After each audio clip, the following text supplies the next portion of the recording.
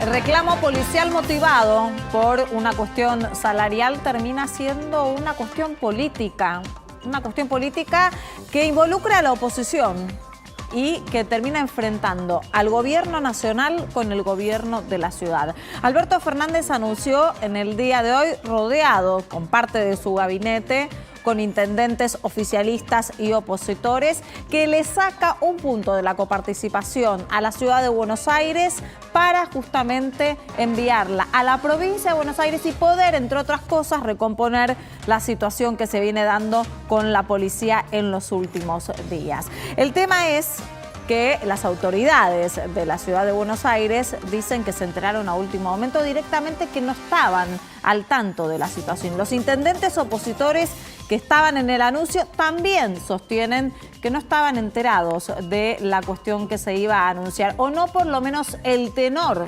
que iba a tener. La pregunta es si hubo diálogo político o no. Si el gobierno de la ciudad dice que se enteró 5 minutos antes y el presidente, por el otro lado, anuncia que es un hombre de diálogo y arranca diciendo de que justamente para él, la política era dialogar.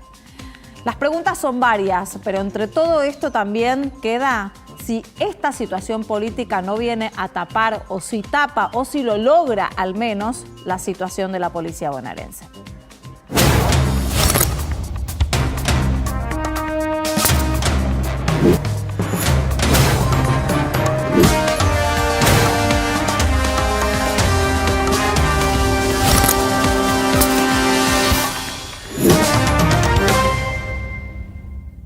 Ya estamos con todo el equipo de hoy, nos toca, vamos a analizar en profundidad toda la situación que se viene dando en estos días, que es el reclamo salarial por parte de la policía bonaerense, y hoy el anuncio del presidente en el que se esperaban diferentes medidas para ver cómo paliar esa situación. La noticia entonces fue la quita de un punto de coparticipación de la ciudad a la provincia de Buenos Aires. Dos preguntas, Giselle. Arranquemos por la primera. ¿Cómo se gestó hoy la reunión en la que Alberto estaba acompañado de parte de su gabinete? Estaba Sergio Massa, el presidente de la Cámara de Diputados, y estaba también con todos los intendentes de la provincia de Buenos Aires. A un costado estaba el gobernador Axel Kicillof y del otro la vicegobernadora Magario allí. Pero los opositores estaban, y en cuadro para que se vean que estaban los opositores. Especialmente Jorge Macri, ¿no?, que tiene un apellido fuerte. Bueno, primero una reunión del presidente solo con Kicillof, y seguramente ahí decidieron en avanzar. Este tema de la coparticipación lo reflotaron hace unos días. Recordemos que apenas asumió el gobierno, la que instaló el tema fue la vicepresidenta Cristina Kirchner, con la excusa de la desigualdad que siempre, bueno, lo que venimos escuchando permanentemente del kirchnerismo, la desigualdad que existe entre la provincia de Buenos Aires y la ciudad de Buenos Aires, la opulencia, la opulencia, claro, había comprado eso, la opulencia de la ciudad de Buenos Aires. Eso motivó que Rodríguez Larreta se junte en enero, bueno, tuvo otras reuniones también con el presidente Alberto Fernández, y la última vez, dicen en la ciudad, que hablaron sobre este tema fue en marzo. Por supuesto que quedó después congelado debido a todo el tema de la pandemia. A partir de ahí empezaron a hablar de otras cosas. Cada vez que uno le preguntaba a la ciudad si volvían a hablar del tema, decían, no, este tema está congelado.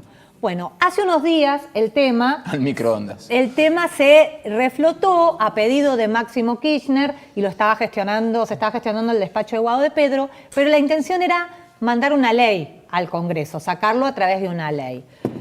Estalla este problema de la policía, que ya, digamos, una protesta inédita, con ribetes, digamos, de amenaza a las instituciones, como vimos hoy con Sí, vamos con a analizar un Olivos. poco más tarde esta situación en la que empieza como un reclamo salarial un tanto genuino por parte de la fuerza, pero que después los lugares a donde se fueron trasladando esas distintas protestas, realmente, más la tensión que se vino exacerbando, podría llegar a pensarse en un problema ya institucional, y es algo que inquietó al gobierno en algún punto. Como te decía, entonces, lo que se podía una protesta inédita se podía transformar en una crisis política para el gobierno. Y evidentemente ahí hábilmente, desde lo político, el gobierno supo salir, digamos, de alguna forma desviar el eje de la atención. Cambiaron las agendas, incluso la de nuestro programa, y se sacó, digamos, políticamente el eje sobre la protesta policial y lo puso en otro lado, que es el tema de la coparticipación. Igualmente, sí, abre una grieta un punto. igual. Ayer, obviamente. antes de terminar el programa, yo te preguntaba, Facundo Sonandi, ¿de dónde van a sacar la plata para el aunto que pretenden? Solucionado. ¿De Sí. dónde van a sacar la plata? Y bueno, esta era una de las soluciones, evidentemente, en carpeta, porque es un Estado pobre, Claro. necesita sacar de algún lado para poner en otro. Sí, estaba en carpeta, obviamente. Bueno, el tema es cómo se desarrolló la jugada, porque después, vos fíjate que lograron, de alguna manera la policía, los que van a Olivos cometen un error estratégico, porque al ir y rodear la Quinta Olivos, lo que hicieron fue deslegitimar la protesta provocaron que la oposición saliera, casi todos, a cuestionar eso y a defender la institucionalidad. Haya pasado no, digo, pero fue una torpeza, es mi opinión, y generaron este apoyo de la oposición, incluido el jefe de gobierno porteño. Igual como que una cosa no quitaba la otra. Por un lado claro, era el lugar, en Olivos, la protesta como era muy fuerte geográficamente, pero sin sacar la legitimidad que tenía el reclamo. Por supuesto. Después lo vamos a ver. Pero el tema es que Rodríguez Larreta también sale a decir, bueno, es genuino el reclamo, pero no protestar en la Quinta Olivos, etc., lo que venía diciendo todos los dirigentes de la oposición. Y se encuentran con un anuncio que, según dicen en Uspallata, en la sede del gobierno porteño, Larreta se entera 5 minutos antes. Yo hablé con varias fuentes, con ministros, nadie sabía nada. De hecho, algunos estaban como perplejos, otros estaban furiosos. Y Larreta, después hablaron con Larreta y Larreta les cuenta que lo llamó 5 minutos antes para avisarle que iba a hacer este anuncio. Están enojados en la ciudad porque lo que dicen en voz baja, vamos a ver después cómo sale Rodríguez Larreta él, ¿no? Esto lo están analizando, pero en voz baja las fuentes lo que dicen es que es mentira que el presidente dialoga, salió a decir, porque esto no se hablaba desde marzo. Eligió dividir a los argentinos porque está castigando a la provincia, a la ciudad, que es la que está mejor gestionada. Recuerdan que la ciudad aporta el 22% y recibe el 3,5%. No es que la ciudad no aporta nada en el juego de la también toda una reacción ante la coparticipación. sorpresa, Sí. que no solamente se dio en la jefatura del gobierno porteño, los propios intendentes que estaban allí. Sí. Después, por ejemplo, Jorge Macri salió en Twitter a justamente en un hilo dejar su postura de que no estaba enterado de la magnitud que se iba a anunciar y que se había convocado a asistir y que, por supuesto, por la convocatoria del presidente fueron, pero que no sabían qué era lo que iba a ocurrir. Sí. Un punto de coparticipación que se le saca a la ciudad para derivar en la provincia de Buenos Aires. ¿Qué significa, Facundo Sonati? Bueno, básicamente significa que le birlaron el superávit presupuestado para todo el 2020 a la ciudad de Buenos Aires y casualmente es el mismo monto que anunció el presidente la semana pasada en este plan de seguridad para el conurbano. Son 37.000 millones de pesos anualizados. Si querés te lo cuento de otra manera. A ver. Es prácticamente el 60% de lo que destina la ciudad de Buenos Aires a su seguridad. Es importantísima la cifra porque además representa el 8% de las arcas de la recaudación total de la ciudad, o se puede ver también de otro modo, es prácticamente 1 mes y medio de recaudación de la JIP, o sea, de lo que recauda la ciudad de Buenos Aires. Es mucho dinero, estamos hablando de, a tipo de cambio oficial, si querés, de prácticamente 800 millones de dólares. Es un monto muy importante y de hecho es el doble de lo que van a necesitar en la provincia de Buenos Aires para eventualmente darle el aumento que pide la policía bonaerense. El trabajo de Horacio Rodríguez Larreta no solamente entonces ahora va a tener que ver cómo va a distribuir el dinero dentro de los gastos de la ciudad de Buenos Aires, sino también cómo responder ante esta situación. ¿Cuáles son las alternativas, Nico? Bueno, está claro que la vía del diálogo quedó agotada hoy, en base a lo que contó Gise, ¿no? Que no fue consultado Horacio Rodríguez Larreta, sino que simplemente fue notificado. La Ciudad de Buenos Aires tiene una alternativa judicial que es recurrir a la Corte directamente, sin pasar por ningún otro estamento judicial. No tiene que ir a un juzgado, no tiene que ir a un contencioso administrativo, ni a una cámara, ni nada. Puede recurrir directamente a la Corte porque se está tratando de un conflicto de intereses entre un Estado y otro. En este caso, la Ciudad de Buenos Aires y el Estado Nacional. ¿Y con qué argumento?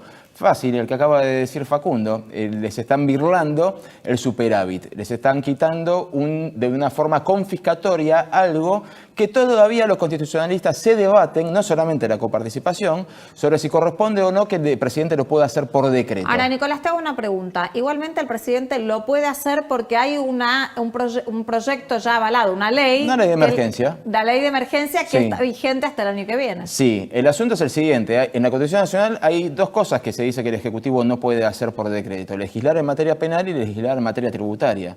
Entonces, al presidente en el paquete de emergencia le dieron la facultad de legislar en materia tributaria y, aunque nos hayamos olvidado, en el decreto de salud pública también legisló en materia penal.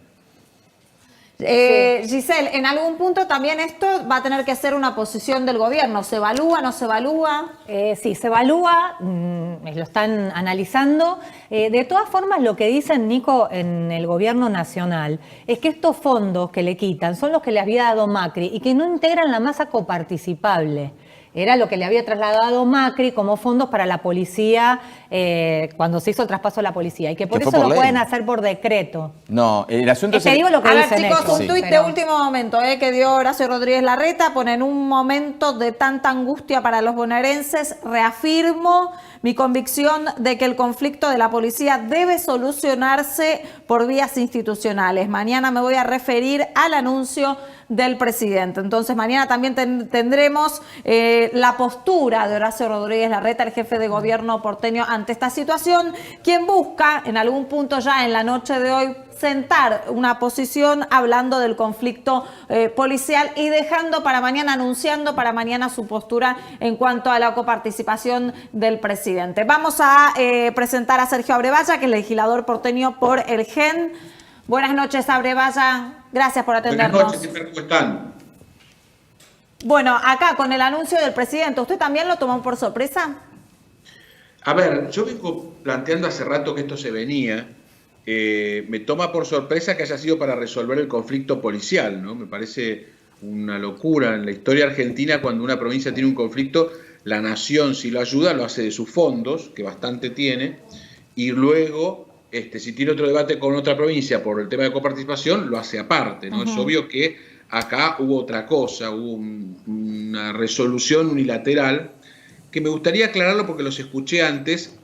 Puede hacer en la legislación vigente discutible y tachable de inconstitucional. Para mí Larreta tiene que ir a la Corte, pero es la propia ley, la ley de coparticipación, que es previa a la autonomía de la Ciudad de Buenos Aires, es de 1988, que en el artículo 8 dice que es la nación la que le cede en términos de coparticipación. En realidad no lo dice en términos de coparticipación, sino que termina siendo en términos de coparticipación, los fondos para garantizar las funciones que ésta tiene. Y de esa manera es que Macri, cuando transfiere la policía en ese mismo artículo, basado en ese artículo, lo que correspondía a sueldos lo transfiere a través de un decreto. Lo que dice Fernández es que él lo puede sacar por otro decreto.